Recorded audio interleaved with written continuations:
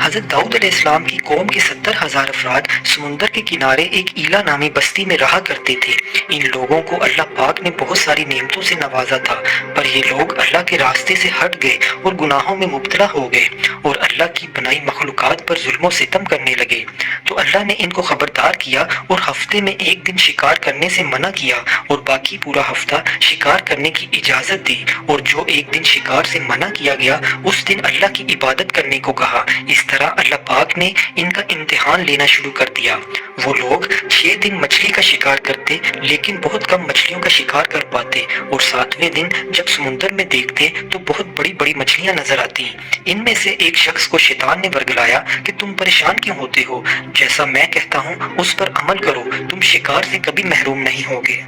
شیطان کے کہنے پر عمل کر کے اس شخص نے 7ویں دن جال پھیلا دیا تاکہ اس دن جال میں مچھلی پھنسے، اور شیطان نے اس سے کہا کہ یہ مچھلی تم اگلے روز جال سے نکالنا، اس طرح تمہاری ایک دن کی حرمت بھی باقی رہے گی اور تمہارا شکار بھی ہو جائے گا۔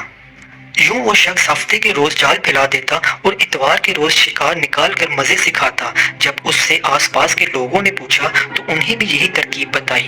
یوں اس قوم کے کچھ لوگ ہفتے کے دن جال بچھا دیتے اور اتوار کو نکالتے، اور کچھ نے تو سمندر میں نالیاں بنا کر چھوٹے چھوٹے تالاب بنا لیے کہ ہفتے کے روز ان میں سے مچھلیاں گزریں تو پھنس جائیں اور پھر اتوار کو ان کو نکال کر کھا سکیں۔ پیارے دوستو، اس بستی میں اللہ کے کچھ خاص بندے بھی موجود تھے۔ وہ کہنے لگے کہ اے لوگو، اللہ نے ہفتے کے دن شکار سے منع کیا ہے۔ یہ جو تم جال پھیلاتے ہو اور چھوٹے چھوٹے تالاب بناتے ہو، ان میں اگر مچھلی ہفتے کے روز پھنستی ہے تو وہ شکار ہفتے کے دن کا ہی ہوگا۔ اس لیے اللہ کے عذاب سے ڈرو اور اللہ کی نافرمانی نہ کرو۔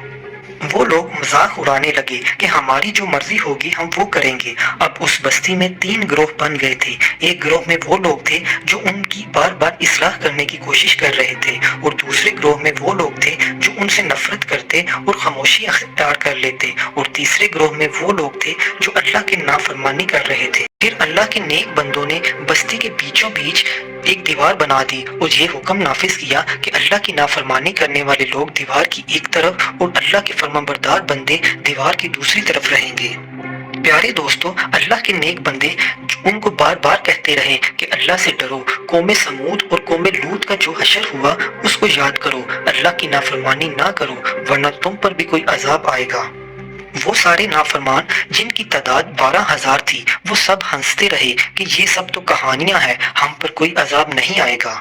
بس جیسے ہی وہ لوگ 2 حصوں میں تقسیم ہو گئے تو نافرمان لوگ پوری رات ہنستے رہے اور اللہ کے نیک بندوں کا مذاق اڑاتے رہے، اور دوسری طرف اللہ کے نیک بندے ساری رات اللہ پاک سے معافی مانگتے رہے۔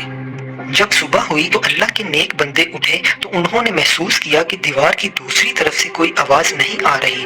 جب وہ دیوار کے اوپر چڑھ کر دیکھنے لگے تو کیا دیکھتے ہیں کہ سارے کے سارے لوگ بندر کی شکل میں تبدیل ہو چکے تھے اور بندروں جیسی حرکتیں کر رہے تھے۔ وہ نیک لوگ باہر سے ان بندروں کو دیکھنے لگے۔ ان نیک لوگوں کے جو رشتے دار تھے انہوں نے ان کو ان کے کپڑوں سے پہچانا اور چیخ کر رونے لگے اور اللہ سے معافی مانگنے لگے، لیکن جب اللہ کا عذاب آتا ہے تو پورا ہو کر رہتا ہے۔